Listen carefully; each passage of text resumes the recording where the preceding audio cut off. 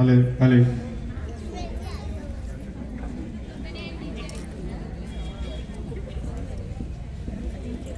अरे स्वामी, आप अचानक कैसे आए? आपने मुझे बुलवा लिया होता। आपने क्यों कष्ट किया? मैं आपके पास चली आती।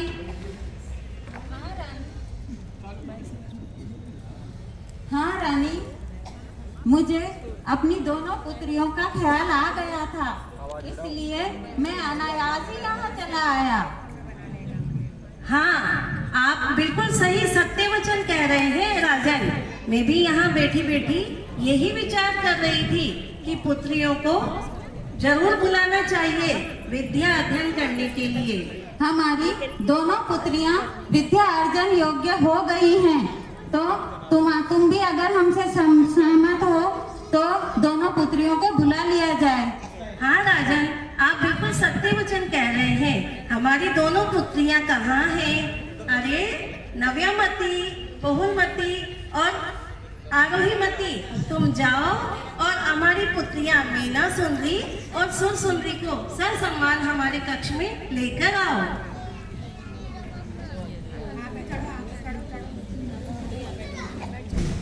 इस तरह दासियां भेज दिया है राजा के पास।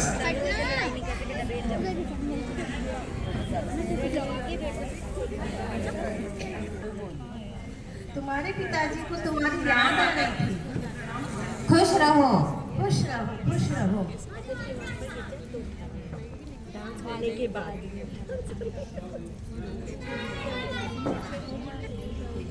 बेटा, तुम्हारे पिताजी तुमसे कुछ कहना चाहते हैं। पुत्रियों, तुम दोनों विद्या अर्जन योग्य हो गई हो। बताओ, तुम किससे विद्या अर्जन करना चाहती हो? बताओ बेटा सुर, तुम किससे विद्या अर्जन करना चाहती हो? मैं ब्राह्मण गुरु से शिक्षा अर्जन करना चाहती हूँ। बहुत अच्छा।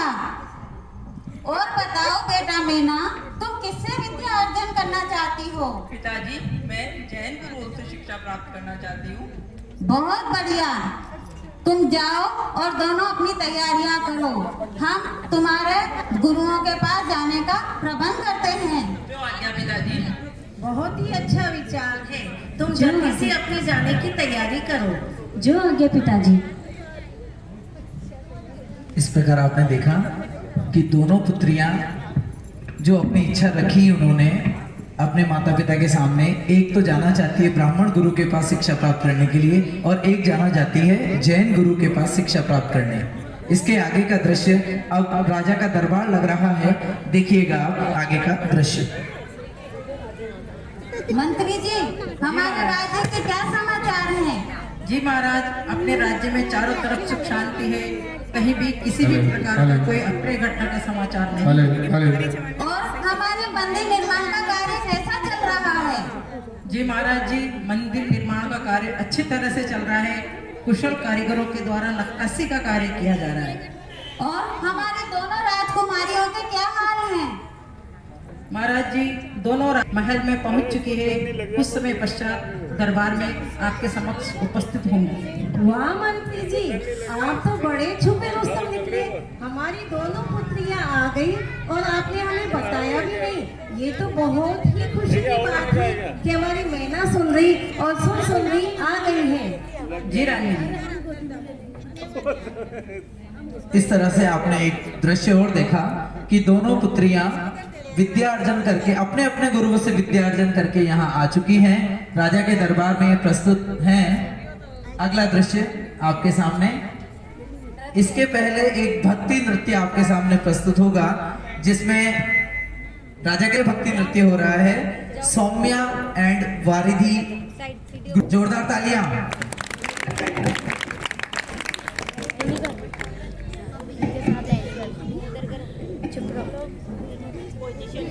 जी महाराज जी, ये दोनों कन्याएं हेलो। कितनी सुंदर लग रही है और ये हमारे दरबार में नृत्य पेश कर रही है।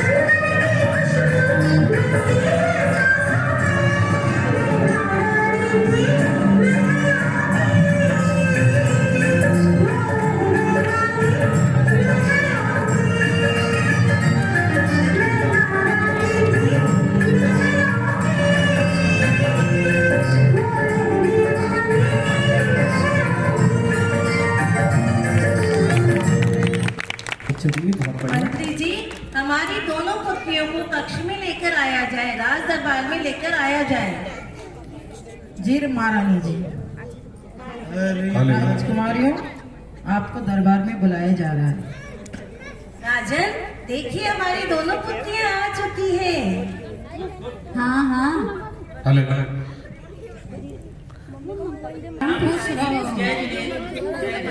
प्रणाम माता जी, प्रणाम पिता। खुश रहो। तुम दोनों कैसी हो पुत्रियों? सब अच्छा है ना? सब अच्छा है माता जी, तुम्हारा पिताजी। स्वास्थ्य अनुकूल है?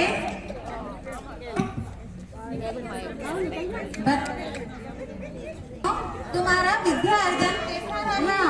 पहले तुम बताओ बेटा सुर, तुम्हारा विद्या अर्जन कैसा हाँ रहा? पिताजी, मेरा अध्ययन बहुत अच्छा रहा। मैंने लौकिक और पारलौकिक दोनों में विद्या अर्जन करी है और मैं बहुत अच्छा अनुभव कर रही हूँ। बहुत अच्छा। और बताओ बेटा मीना, तुम्हारा विद्या अर्जन कैसा रहा?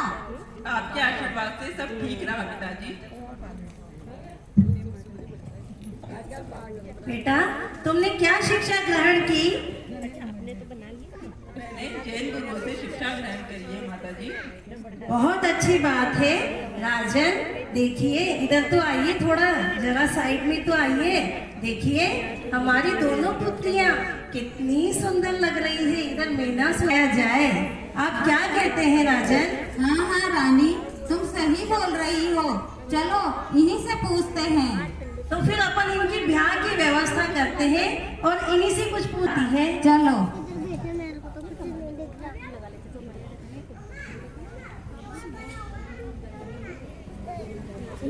पुत्रियों, तुम बाल्यावस्था को छोड़कर युवावस्था में प्रवेश कर चुकी हो और हमारा उत्तरदायित्व है कि हम तुम्हारा विवाह तुम्हारी पसंद के वर से कर दें। तो और हम तुम्हारी पसंद को प्राथमिकता देना चाहते हैं। बताओ बेटा सुर, तुमने किसे पसंद किया है? मैं तो कौशाम्बी के राजकुमार अरिदमन को पसंद करती हूँ। बहुत बढ़िया, बहुत बढ़िया। कौशाम्बी के राजकुमार जयसिंह तो हमारे मित्र हैं। कौशाम्बी के राजकुमार जयसिंह तो हमारे मित्र हैं। जी महाराज जी, उनके राज्य से अपने घनिष्ठ संबंध है और उनका राजकुमार अपनी राजकुमारी के लिए उत्तम वर होगा। बहुत बढ़िया। मंत्री जी, वहाँ संदेशा पहुँचाइए और राजकुमारी का विवाह करवाएंगे। जो आज्ञा महाराज। बताओ बेटा मीना, तुमने किसे पसंद किया है? पिताजी, मैं इस प्रश्न का उत्तर नहीं दे सकती। जैसी आपकी आज्ञा हो आप वैसा करिए। हाँ हाँ, वो तो मैं करूँगा ही, लेकिन मैं तुम्हारे अंतर्मन की भावना को जानना चाहता हूँ। बताओ बेटा। पिताजी, आप मुझे पूर्ण रूप से सुखी बनाना चाहते हैं, लेकिन किसी भी जीव को पूर्ण रूप से आप सुखी नहीं बना सकते। वो आपकी सामर्थ्य के बाहर है पिताजी। मेरी सामर्थ्य? मैं इतने बड़े साम्राज्य का स्वामी हूँ, मेरी सामर्थ्य तुम जानती नहीं। धन वैभव में वो सुख कहाँ पिताजी, जो किसी जीव को पूर्ण सुखी बना सके। जीव अपने किए हुए पूर्व कर्मों से अपना भाग्य लिखता है। भाग्य का लिखा कोई नहीं मिटा सकता।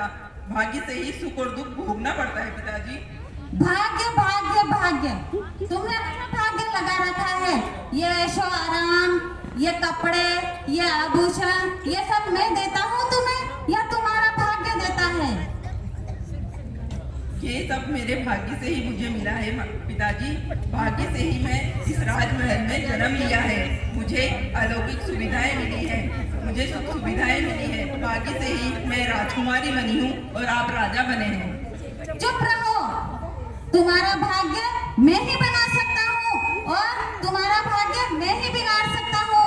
तुम्हारे भाग्य की डोर मेरे हाथों में है। महाराज जी, शांत रहिए। वो नादान बच्ची है, इतना क्रोध करना आपको अच्छा नहीं है। शांत रहिए महाराज जी। तुम किससे शादी करना चाहती हो पुत्री? मैंने जैन गुरुओं से शिक्षा प्राप्त करी है। आरिका माता जी कहती हैं कि जिस वर को माता पिता अपनी कन्या के लिए चुने, उसे वह सहर्ष स्वीकार कर लेना चाहिए। भाग्य से ही सब घर और वर मिलता है। जो भाग्य में लिखा है वो होकर रहेगा। भाग्य भाग्य भाग्य, हर वक्त भाग्य लगा रखा है। भाग्य अपने किए हुए पूर्ण कर्मों का फल होता है। भाग्य से ही सुख और दुख मिलता है। मंत्री जी सुनिए, राजन तो बहुत क्रोध में है इस समय। आप मेरी तरफ से उनसे विनती कीजिए, वो इतना क्रोध ना करें अपनी बेटी के ऊपर। उन्हें थोड़ा शांत कीजिए मंत्री जी। जी महारानी जी। महाराज, आप इतना गुस्सा क्यों कर रहे हैं? मंत्री जी, मैं ना भाग्य भाग्य कर रही है। मैं पहले इसको जवाब दे दूं, फिर आपसे बात करता हूँ। जी महाराज। मैं ना जाओ राजमहल में जाओ, वाचाल लड़की बहुत बोल रही हो। मंत्री जी। जी महाराज जी। मैना के लिए ऐसा लड़का ढूंढो जो सबसे ज्यादा दुखी हो, उसी से मैना का विवाह कर दिया जाएगा। महाराज जी, ज्यादा क्रोध न करें। ये क्रोध आपकी प्रतिष्ठा पे दाग लगा देगा। ये आपकी आज्ञा पिताजी। अब आप भी मुझे उपदेश देने लगे। मैं उपदेश सुनने का आदी नहीं हूँ। मेरी आज्ञा का अविलंब पालन करो। जाओ और लड़का देखो। चलो, सूर्य की पहली किरण दिखते ही जो पहला लड़का दिखेगा, उसी से मैना सुंदरी का विवाह कर दिया जाएगा। प्रणाम पिताजी। जो आज्ञा महाराज। महाराज जी शांत हो जाइए, शांत हो जाइए। इतना क्रोध करना अच्छी बात नहीं है। ये जो दूसरा रोल प्ले आपको दिख रहा होगा नया, इसके लिए थोड़ी सी कॉमेडी हो जाए, कोई बात नहीं। ये सुर सुंदरी है जिनका रोल अभी सुनीता भाभी ने किया था। ये थोड़ा निमटने करने में लेट हो गई क्योंकि इन्होंने पहले से पसंद किया हुआ है, पता होना चाहिए आपको, इसलिए थोड़ी देरी हो गई इनको। कोई नहीं। अच्छा महाराज जी, सुर सुंदरी जी शादी के लिए तैयार हैं। कृपया पूरी व्यवस्था उनकी करवाइए।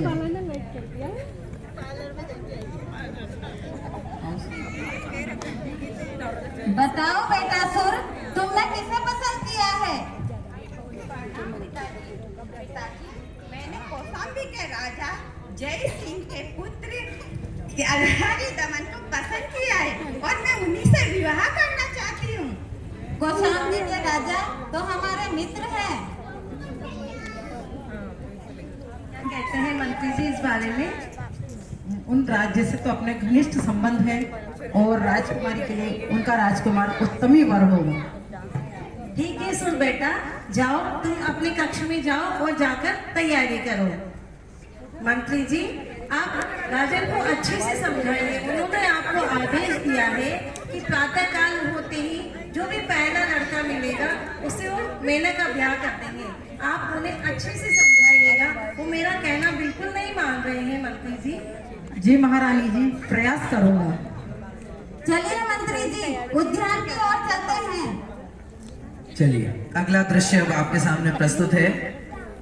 राजा ने आज्ञा दे दी है कि सूर्य की पहली किरण उगते ही जो व्यक्ति हमें नजर आएगा और जो दरिद्र होगा उसी से मैना सुंदरी का ब्याह रचाया जाएगा।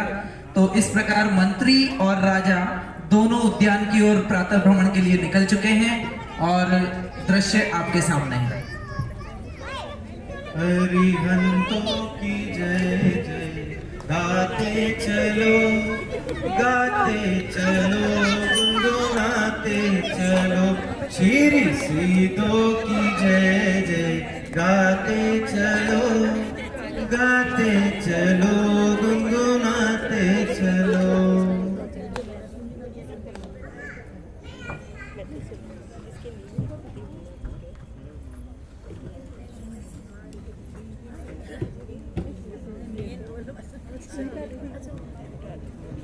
मंत्री जी, जाइए, देख कर आइए और इनसे पूछ कर आइए ये लोग कौन हैं। जा रहा हूँ महाराज जी। हाय राम। हे राजकुमार, देखो मेरे कोढ़ निकल आया। कितनी पीड़ा हो रही है मेरे को, बहुत पीड़ा हो रही है राजकुमार। आप चिंता मत करिए सखा। इस दुख की घड़ी में हम पंच परमेष्ठी भगवान की शरण में ही सुखी रह सकते हैं। वैसे भी इस दुख के बाद सुख तो आएगा ही। हे भगवान, इन महाराज जी को क्या हो गया? इनकी तरफ देखता हूँ तो इतनी बदबू आ रही है, शरीर से पानी टपक रहा है, गंदगी गंदगी दिखाई दे रही है। हे भगवान, महाराज जी को कैसे समझाऊं, महाराज जी को कैसे समझाऊं? ये तो निर्धन लग रहे हैं, जैसे भूखे नंगे जैसे लग रहे हैं। महाराज जी को कैसे समझाऊं? क्या करूं? मैं भी आज्ञा का पालन करना चाहिए मुझे भी, इसलिए उनसे जाके कहता हूँ, हे महाराज जी आप वहाँ न जाइए, वहाँ पर तो वो जो व्यक्ति बैठे हुए हैं उन पे तो बहुत बदबू आ रही है, जाने कौन सी बीमारी का उन पे वो हो रहा है। इसलिए महाराज जी अपन घर चलते हैं, महल में चलते हैं। नहीं मंत्री जी, चलो चल के देखो। जी महाराज जी।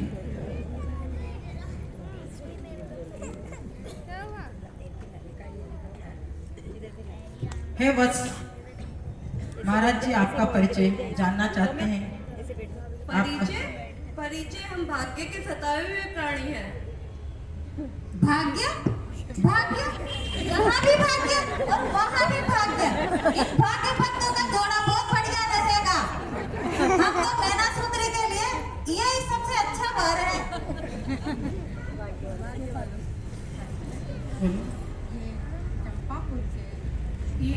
ये चंपापुर के राजकुमार श्रीपाल हैं। ये कुष्ठ रोग होने की वजह से हम वन में दर दर भटक रहे हैं। ये उज्जैन के राजा आपका पूरा परिचय जानना चाहते हैं। हे वत्स, अपना परिचय दें। मैं अशुभ कर्मों को भोगने वाला प्राणी हूँ। मेरे अशुभ कर्म मुझे यहाँ लेकर आए हैं। बहुत बढ़िया, यहाँ कर्म भी चल रहे हैं। हम हमारी पुत्री मैना सुंदरी का विवाह तुमसे करना चाहते हैं।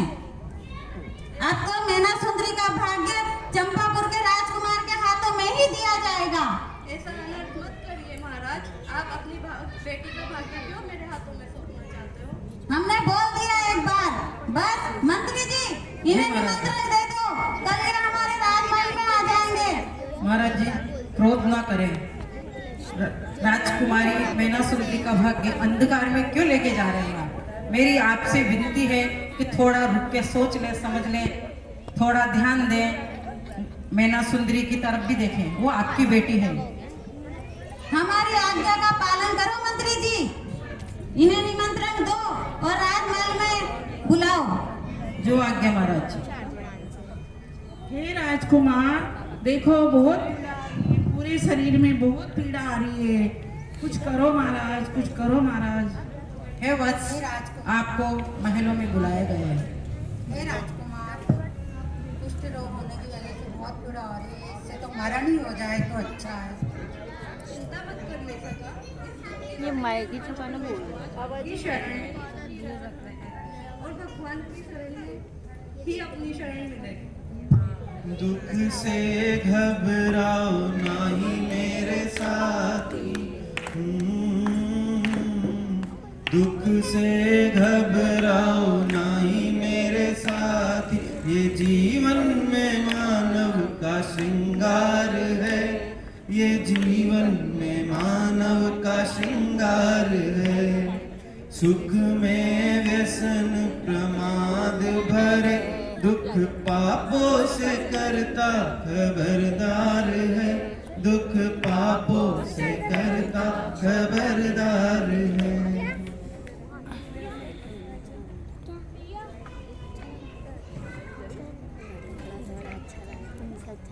महाराज जी, चंपापुर के राजकुमार श्रीपाल जी महल में पधार चुके हैं।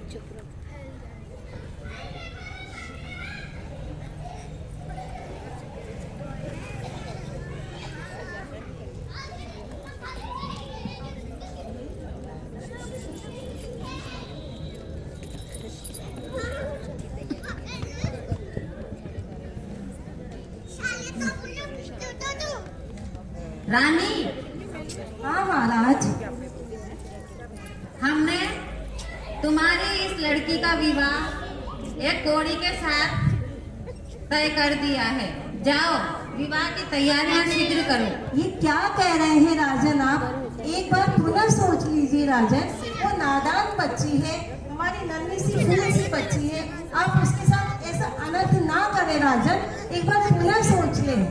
मुझे मत समझाओ रानी, मैना को समझाओ। मैना बेटा मान जा, मेरी बात मान जा बेटा, तेरे पिता बहुत जिद्दी है, तू जिद्दी मत बन, मान जा मेरी बात। जितने भी जतन कर लो होगा वही जो कर्मों ने लिए लिखे हैं। कर्मों से ही भाग्य बनता है, जो भाग्य में लिखा है वो होकर रहेगा। मैं अपना जैन धर्म नहीं छोड़ सकती। आपको जो मेरे लिए उचित लगे वो आप करें पिताजी। मैना, अब तू देख तेरा पिता क्या चीज है। तेरा पिता जो एक कौड़ी पे तेरा विवाह तय किया है, अब तू देखना कितने दुख उठाती है। मान जा, अभी भी कर्मों का रोना छोड़ दे। जो कर्मों में लिखा है, जो पूर्व जन्म के कर्म है, उससे ही भाग्य बनता है और भाग्य से ही सुख और दुख मिलता है। आपको जो उचित लगे वो करे पिताजी। मैना, अब तू देख, तू कर्मों से दुख पाती है या कर्मों से सुख पाती है। जैसी आपकी आज्ञा पिताजी। राजन ऐसा अनर्थ ना करे, सोच लीजिए, विचार कीजिए राजन, वो आपकी पुत्री है, किसी और की नहीं, वो आपकी पुत्री है। एक बार पुनः सोच लीजिए राजन। मैंने सोच लिया है। हे प्रभु, अब तो आप ही इसकी मेरी पुत्री की रक्षा करेंगे प्रभु। मेरी पुत्री की रक्षा करना भगवान, मेरी पुत्री की रक्षा करना भगवान। मंत्री जी, हमारी आज्ञा का पालन हो, विवाह की तैयारियां शीघ्र की जाए। जो आज्ञा महाराज जी।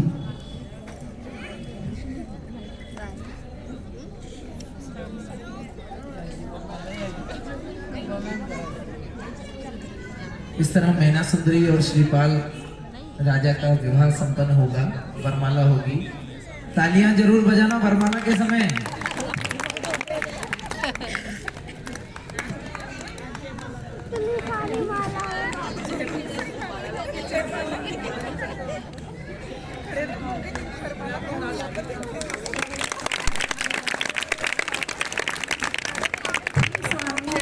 आपने ये क्या कर डाला स्वामी, मेरी बेटी के साथ बहुत बड़ा अनर्थ कर दिया स्वामी।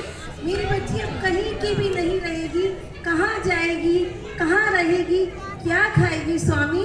मुझे आपसे ये उम्मीद नहीं थी स्वामी, आपने मेरी बच्ची का भविष्य बिगाड़ दिया स्वामी। ये क्या किया आपने। महारानी जी धैर्य रखिए, महारानी जी धैर्य रखिए। मंत्री जी, मैंने आपसे कहा था कि आप राजा को समझाएंगे, लेकिन उन्होंने आपकी बिल्कुल एक ना सुनी। क्या होगा मेरी मीना का, क्या होगा मेरी मीना का। मैंने ये सत्ता के पद में कैसा अनर्थ कर दिया। अब रोने से क्या होगा महाराज, मैंने आपको कितना समझाया था। काश आप पहले मेरा कहना मान लेते तो आज हमारी पुत्री जो महलों में पली पड़ी है उसकी ये हालत ना होती महाराज। अब क्या होगा, मुझे कुछ समझ नहीं आ रहा है, क्या होगा। जो मेरे भाग्य में लिखा था वो मुझे मिला पिताजी। दुनिया की नज़र में ये एक कुष्ठ रोगी हैं, लेकिन आज से ये मेरे पति परमेश्वर हैं। मुझे आशीर्वाद दीजिए पिताजी कि मैं अपने पद से भ्रष्ट न हो पाऊँ पिताजी। आशीर्वाद, आशीर्वाद कैसे दूं मैना, हैं? तुम्हें मैं एक राजा ने तुम्हारा जीवन बर्बाद कर दिया, कैसे तुम्हें मैं आशीर्वाद दूं। इसका गाना कब आया? मेरे साथ अन्याय हुआ है मेरी बहन। ये पिताजी की बात मान लो।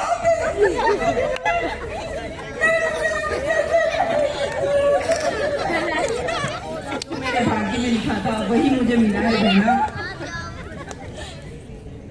प्रणाम माता जी, प्रणाम पिताजी। बेटा मैना, मैंने तुझे बचपन से ही जैन धर्म की शिक्षा दी है और तुझे पाठशाला के संस्कार दिए हैं। आर्यगांव के सानिध्य में रहकर तूने अध्ययन किया है। तुझे पता है, जो व्यक्ति सम्मेद शिखर की जाता है वो अपने साथ में कुछ न कुछ पाथेय लेकर जाता है। तू समझती है पाथेय क्या होता है? पाथेय का मतलब होता है नाश्ता।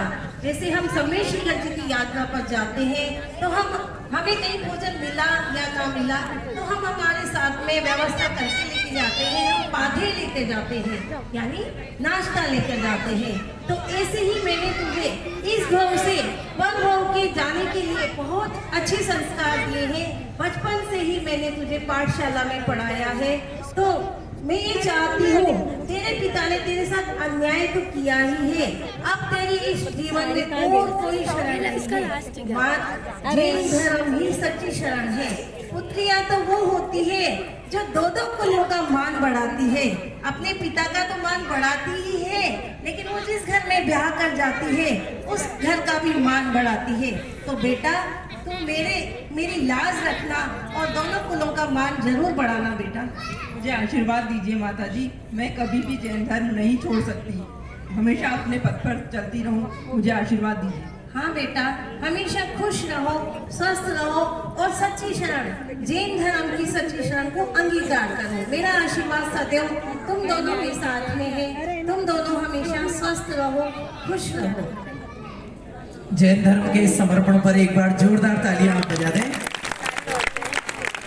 अच्छा, अगला दृश्य अब मैना सुंदरी और राजा श्रीपाल की विदाई हो रही है विदाई, और उसी विदाई के अवसर पर एक छोटा सा नृत्य आपके सामने प्रस्तुत है कुमारी विहाना के द्वारा। विहाना, स्वागत है आपका।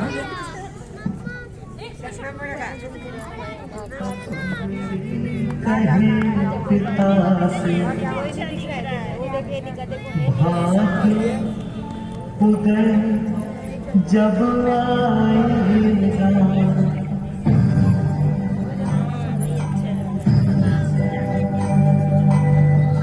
मैना सुंदरी कहे पिता से भाग्य उदय जब आएगा, कोड़ी पति जो दिया आपने, कोड़ी पति जो दिया आपने, कामदेव बन जाएगा।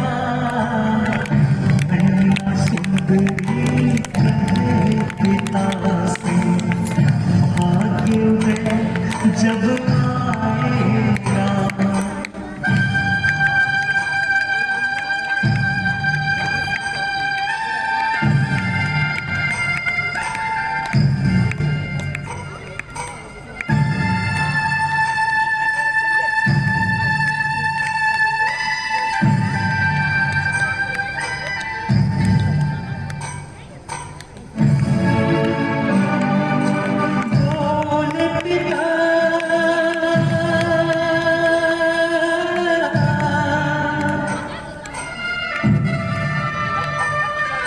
बोल पिता एक दिन बेटी से किसके भाग कथाती हो, सब कुछ मैंने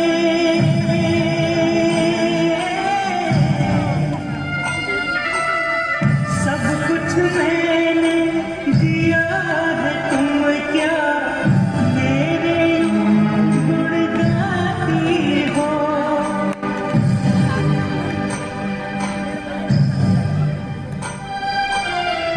मैं न बोली,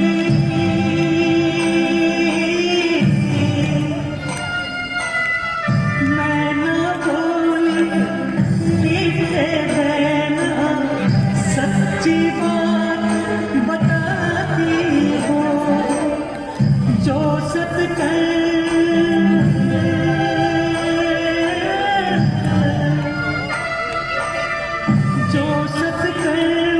किए थे मैंने, उसका ही फल पाती हूँ। अपने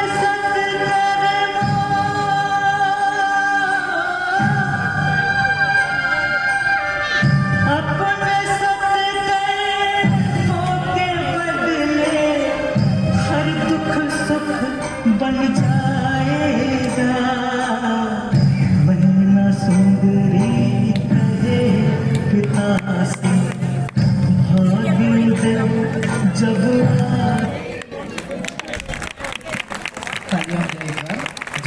अगला दृश्य आपके सामने मैना सुंदरी और श्रीपाल राजा का प्रस्तुत है।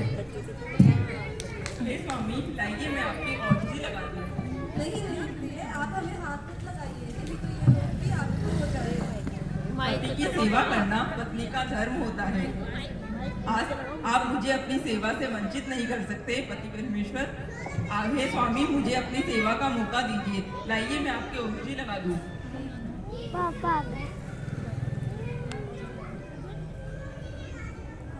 हे स्वामी, क्यों न हम तीर्थ वंदना के लिए चले? हाँ जरूर किए। तीर्थ वंदना क्या होता है? अब मैना सुंदरी और श्रीपाल राजा तीर्थ वंदना के लिए जा रहे हैं। कुष्ठ रोग उनके साथ है और अब देखिए आप आगे का दृश्य भजन के साथ ये तीर्थ वंदना की ओर जाते हुए।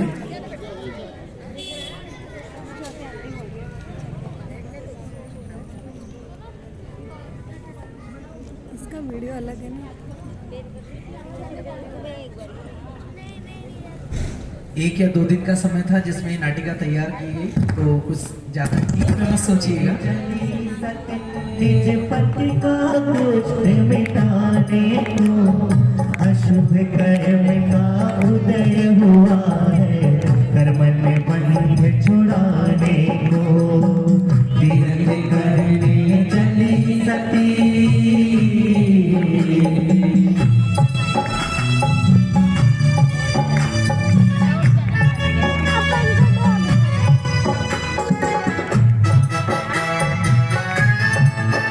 की सुध बुध नहीं रही, दुखों की चिंता नहीं करती वो, मन में समता भाव धरी, पैरों में छाले पड़ जाते।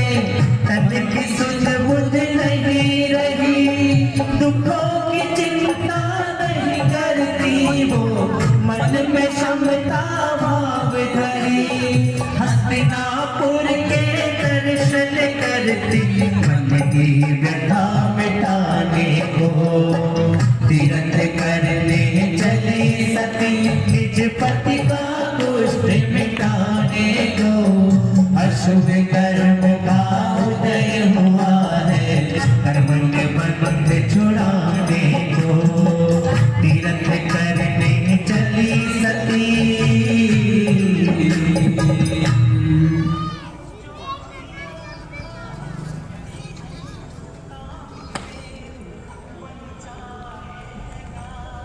मैना सुंदरी और श्रीपाल को मुनिराज के दर्शन होते हैं और मुनिराज के सामने मैना सुंदरी और श्रीपाल प्रस्तुत हैं। अगला दृश्य।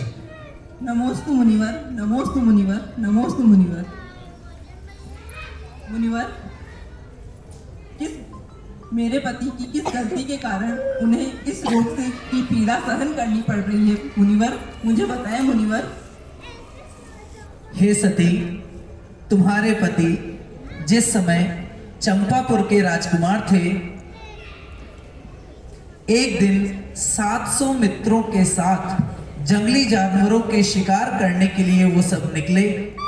उसी समय एक दिगंबर मुनि जो साधना कर रहे थे, उसी समय तुम्हारे पति एवं उनके मित्रों ने उनकी नग्नता का उपहास किया, उन पर बार बार थूका और इस कार्य में ये सब साथी हंस रहे थे। उसी पाप के फलस्वरूप उन्हें यह रोग हुआ है। इस व्याधि को दूर करने का उपाय बताइए मुनिवर। धर्म और धैर्य की शरण ही एकमात्र उपाय है। सिद्ध चक्र का चिंतन मनन ध्यान पाठ करो। समय पर साता का उदय आने पर सब ठीक हो जाएगा, व्याधि दूर हो जाएगी। सिद्ध चक्र का विधान करो। अष्टान्य का पर्व धर्म के दिन है। इन दिनों में किया गया थोड़ा सा धर्म भी अधिक फल देता है और थोड़ा सा किया गया पाप भी बहुत ज्यादा फल देता है। इस प्रकार विधान के दौरान जो भी प्रथमाभिषेक और शांति धारा होगी, उसके द्वारा जो गंधोदक आपको प्राप्त होगा, उससे राजन का कुष्ठ रोग जल्द ही ठीक हो जाएगा। ऐसा कुछ कीजिएगा। हे स्वामी, अष्टानी का पर्व आने वाला है, क्यों ना हम भी सिद्ध चक्र महामंडल का विधान करें और एक आहुति दें। तथास्तु। नमोस्तु नमोस्तु।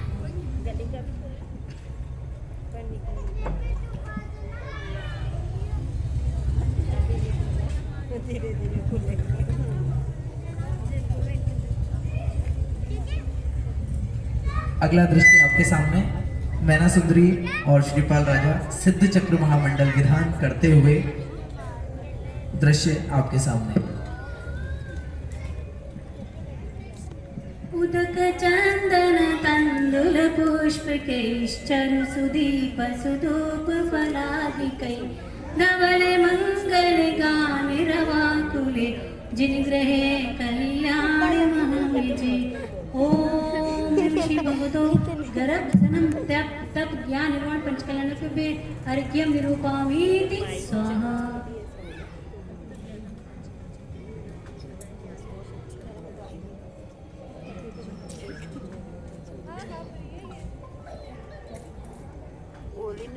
हाँ हाँ प्रिय, अब हमें सत्ता का अनुभव हो रहा है। इसमें सिद्ध चक्र मंडल विधान की वजह से ही हमारा ये दुष्ट रोग दूर हो पाया है। तालियां तालियां तालियां।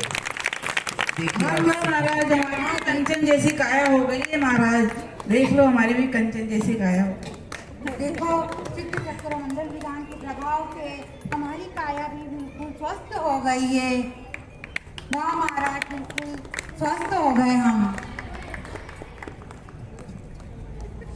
बोले सिद्ध चक्र महामंडल विधान की जय हो।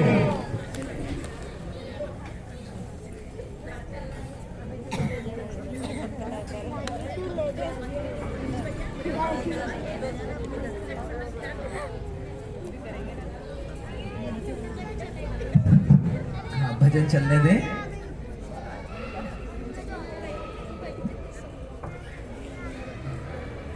इस प्रकार जो विधान हुआ उसके द्वारा गंधोदक से श्रीपाल और उनके 700 साथियों का कुष्ठ रोग दूर हुआ। ये है सिद्ध चक्र महामंडल विधान की महिमा। और ये नाटिका आपके सामने पेश की गई, अति सुंदर, बहुत बढ़िया।